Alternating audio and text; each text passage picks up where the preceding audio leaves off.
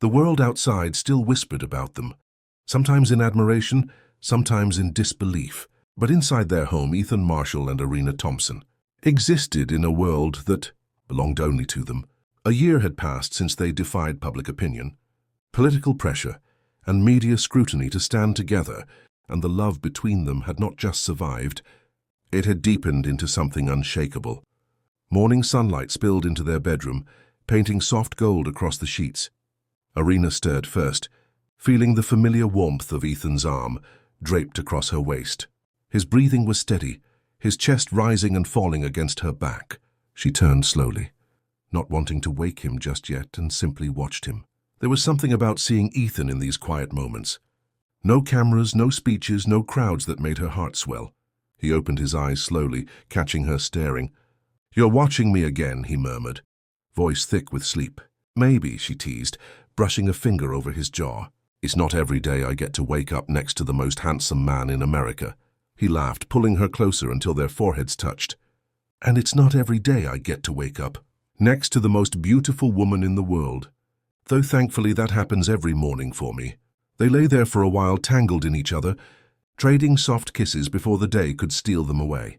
Even as the country saw Ethan as a rising political star and Arina as a fierce advocate for justice, they saw each other as simply theirs. Eventually, Ethan glanced at the clock and sighed. "We have that charity gala tonight. I need to go over my speech." "And I," she said with a grin, "need to find a dress that makes you forget about your speech entirely." The day passed in a blur of work and preparation. By evening, they were stepping out of a sleek black car, hands clasped, as cameras flashed in rapid bursts. Ethan's dark tailored suit was perfectly cut, but his gaze stayed fixed on Arina, who glowed in a soft champagne gown that caught the light with every step. Inside the ballroom, conversations hushed as they entered. People had gotten used to seeing them together, but the sight of their joined hands still carried a certain weight, a reminder of love's defiance. As the evening wore on, Ethan took the stage to speak. His voice was steady, passionate, but when his eyes found Arina's in the crowd, his expression softened. "This cause is important to me," he said, "but I'd be lying if I said I stand here tonight alone. The truth is, the strength I have to fight for the people I represent comes from someone who stands by me, challenges me, and loves me without conditions." Arina Thompson. Her throat tightened, and she fought the urge to cry in front of hundreds of guests. The applause was loud, but all she heard was the steady thump of her heart. Later that night, after the gala ended, they arrived home still dressed in their finery. Ethan loosened his tie, but Arina caught his hand before he could say a word. "Dance with me," she whispered. "There's no music," he said softly. "There doesn't need to be." He smiled, pulling her close in the middle of their living room. The city lights spilled in through the windows as they swayed slowly, moving only to the rhythm of their own breathing. His hand rested at the small of her back, hers looped around his neck, and for a while they forgot about everything else. The speeches, the flashing cameras, the public eyes. "I still remember the first time I saw you," Ethan said quietly against her hair. "You were standing in that community center, so sure of yourself, so unafraid to challenge me. I think I fell in love right there." She laughed softly, leaning back to look at him. "You were so serious that day. I thought you didn't even like me." "I didn't," he teased. "I loved you. Big difference." The kiss that followed was slow, deliberate, the kind that deepened with each passing second. When they finally pulled apart, she rested her head on his chest again, listening to the steady beat of his heart. "I know the world still talks," she murmured, "but nights like this, it feels like it's just us." He tilted her chin up, his gaze steady. "It will always be just us, no matter what they say, no matter what comes." Hours later they lay in bed again, the moonlight casting pale silver over the room. Arina traced lazy circles on Ethan's chest. "Do you ever think about the future?" "All the time," he said. "I think about where we'll be, the home we'll build, maybe a family one day." Her smile was soft, dreamy. "I think about those things too." He kissed her forehead. "Then we'll make them happen, together and in that quiet, with the city far below and the rest of the world fading into the background." Ethan and Arina drifted into sleep, in each other's arms, as they always wanted to be. The morning of their wedding broke with a soft golden glow, as though even the sun knew it had to rise beautifully for this day. Arina stood before the full-length mirror in her suite, the final touches of makeup being applied by her stylist. Her champagne-colored gown hung perfectly on her frame, an elegant blend of tradition and modern grace, with delicate lace trailing down, her arms in shimmering beadwork that caught the light like liquid stars. Her veil lay draped across a chair, waiting for the moment it would crown her. Through the door she could faintly hear the string quartet warming up. Somewhere downstairs the floral team was arranging the final white roses and peonies along the aisle. Her heart thudded steadily, an anchor in the sea of emotions, threatening to sweep her away. Her maid of honor leaned in. Nervous, Arina smiled softly. Not nervous, just full of everything I've ever dreamed of. Ethan, in another room of the grand estate they had chosen for the ceremony, stood adjusting his cufflinks. The navy suit was cut to perfection, the crisp white shirt beneath it catching just a whisper of sunlight through the window. His best man clapped a hand on his shoulder. You ready for this? Ethan's lips curved. I've been ready since the day she first made me argue for my own beliefs. I knew then she was the one I wanted to keep proving myself to. They both chuckled, but when the laughter faded, Ethan turned toward the mirror and took a deep breath. In just minutes he would see her walking toward him. Every step a promise of the life they had chosen against all odds. The guests began to arrive. Political leaders, activists, community members, lifelong friends, and family from both sides. Some had supported them from the very beginning. Others had needed time to understand. But here they all were, united by the undeniable truth that love had won. The garden was transformed into a living dream. Rows of white chairs lined an aisle sprinkled with fresh petals.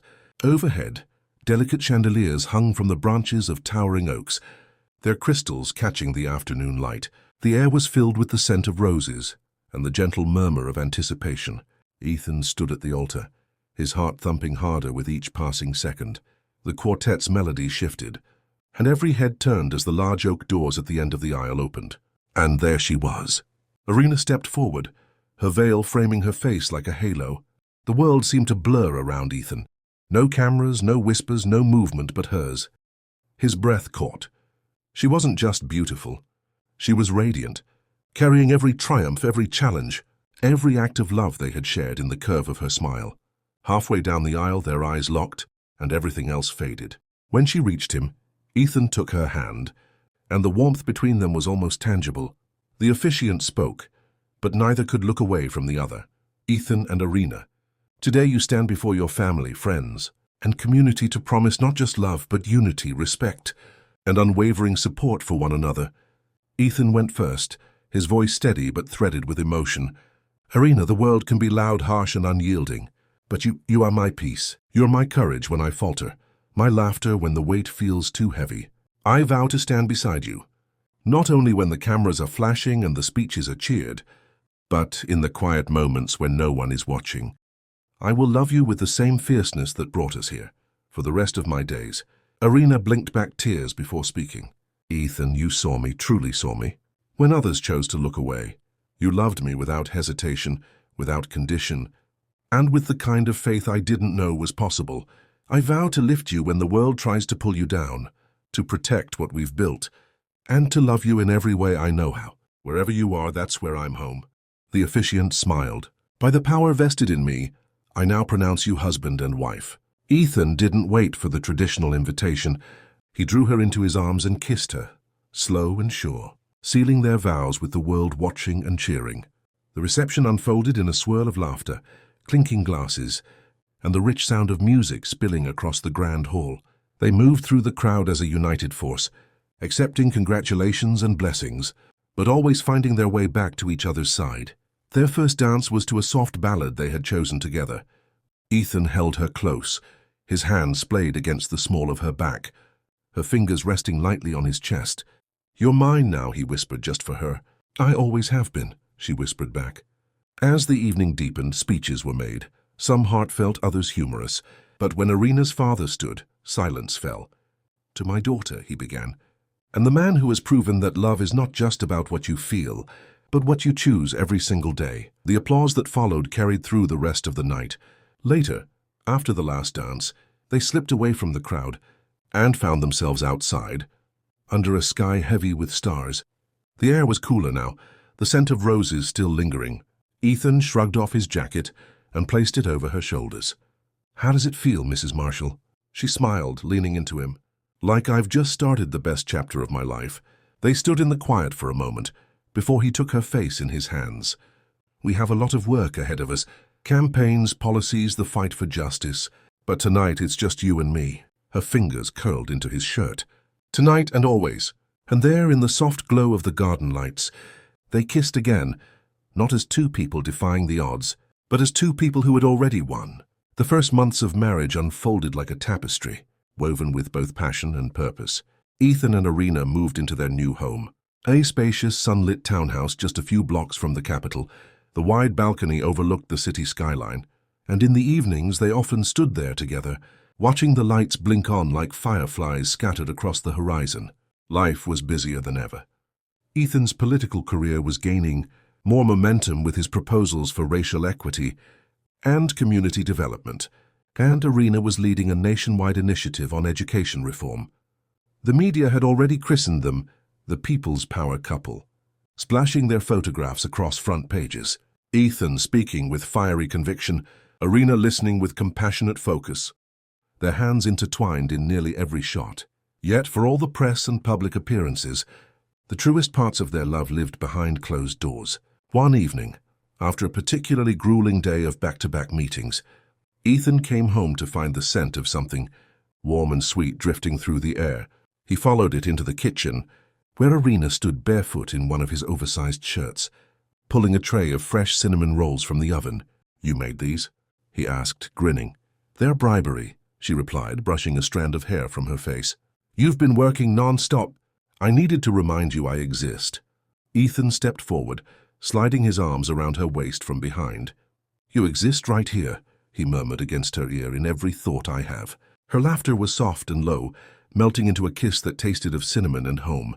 They ended up on the couch, sharing rolls straight from the pan, crumbs scattering everywhere as they talked about everything and nothing. These were the moments that fueled them, the quiet, unguarded spaces where they could simply be Ethan and Arina. Not headlines or hashtags, but the world still called. They traveled together for speaking engagements, charity galas and community visits.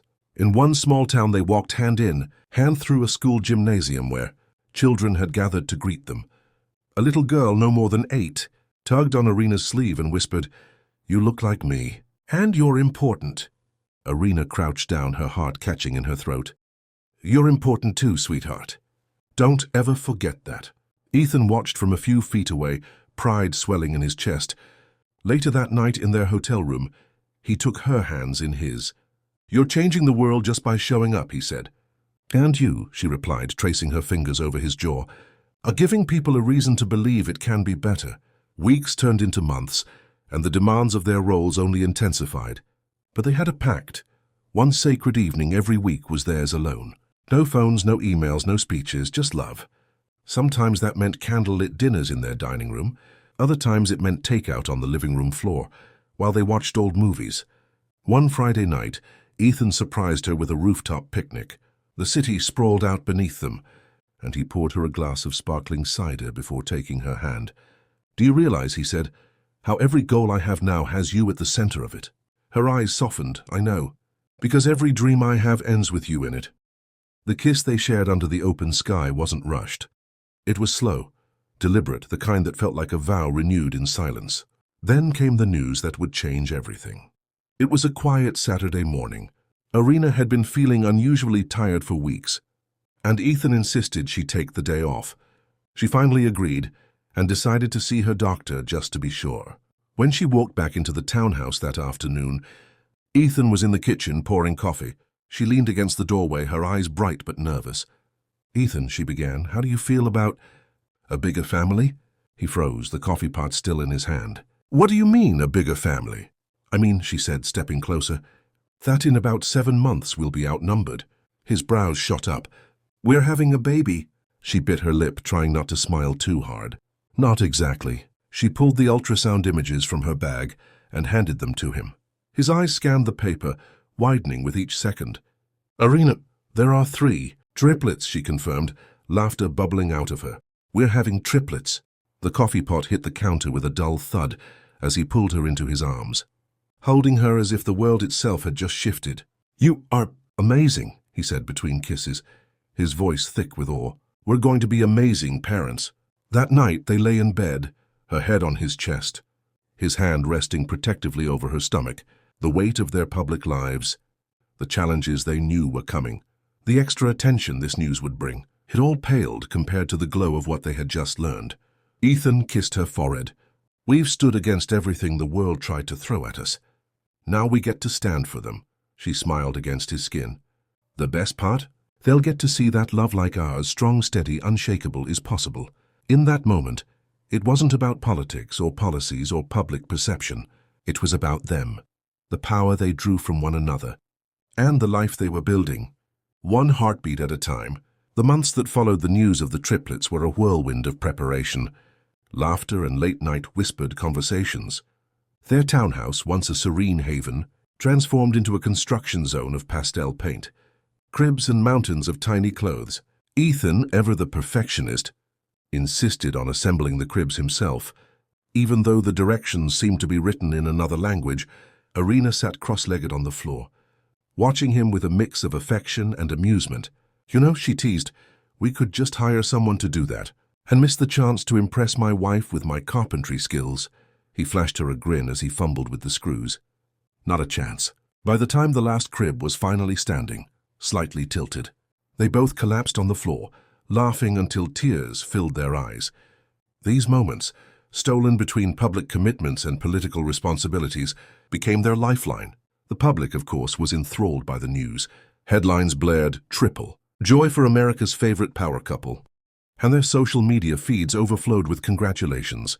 Yet as much as the outside world celebrated, Ethan and Arina guarded the intimacy of the journey. On quiet nights, they would curl up in bed, Ethan's hand gently tracing the curve of her growing belly, feeling the tiny kicks of life. "They're going to be so loved," he would whisper. "They already are," she'd reply, her voice full of certainty.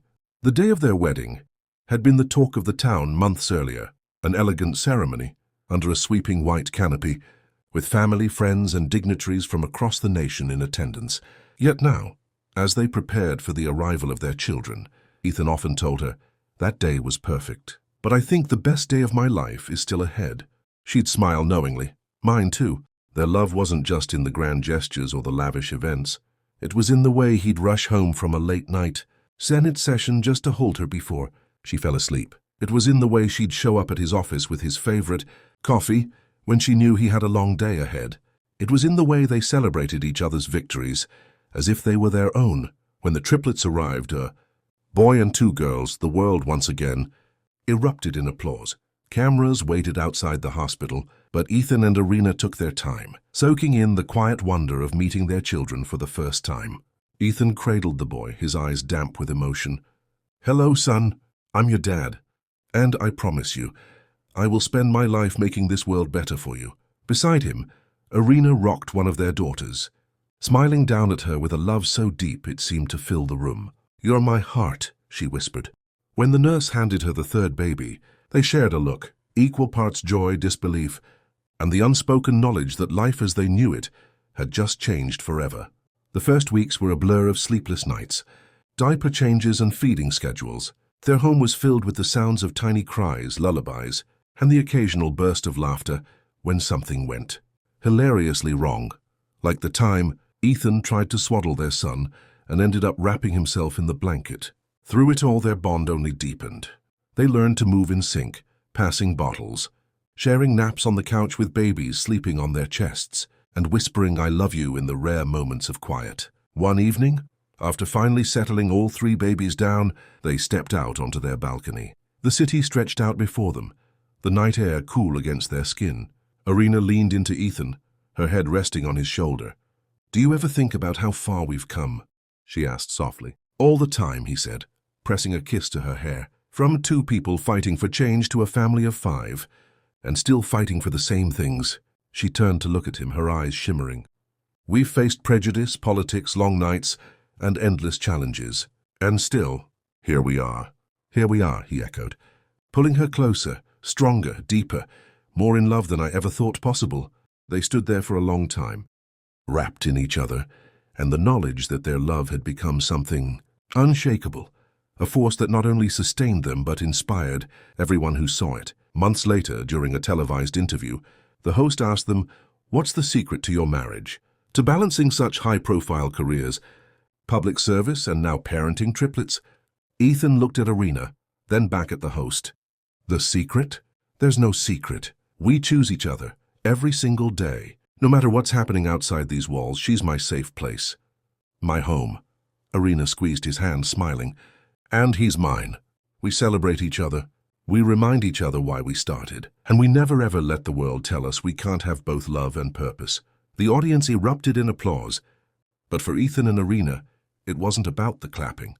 It was about the truth in those words, the unshakable foundation they'd built, the love that had carried them from the spotlight into a life they cherished. Later that night, back at home, Ethan watched Arina rock their youngest daughter to sleep. He crossed the room, sliding his arms around her waist from behind. "You know," he whispered, "someday the world will remember us for the bills we passed, the laws we fought for. But I'll remember us for this." She smiled, tilting her head back to kiss him. Our greatest love story. And in that quiet, ordinary moment, surrounded by the extraordinary life they had built, they both knew it was only the beginning. Dear beautiful souls, thank you for taking this journey with Ethan and Arina in love in the spotlight. Forever in the light, your love, support and encouragement mean more than words can ever say. This story is not just about two people finding their way through love and challenges. It's about the power of unity, hope, and standing strong against the odds. Every like, every comment, every share reminds me how much love can truly connect us all. Love is more than just romance. It's the force that inspires change, heals wounds, and brings light into the darkest places. From my heart to yours, thank you for being part of this community where love always wins. Keep believing, keep loving, and never forget true love shines brightest when tested. With gratitude and love, Vintage Mike Tales.